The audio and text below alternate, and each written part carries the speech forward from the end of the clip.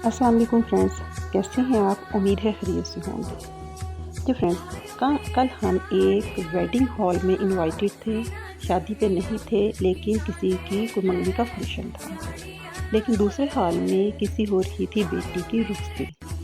जब वो बेटी रुखसत होकर जा रही थी तो उसकी माँ के अल्फाज मेरे जहन में रात के बार बार घूम रहे हैं। जी, वो ये अल्फाज थे कि सब मेरी बेटी के नसीब और उसके मुकद्दर के लिए दुआ करना। जी फ्रेंड्स, ये अल्फाज तो वाक़ई ही बहुत हार्ट टचिंग है।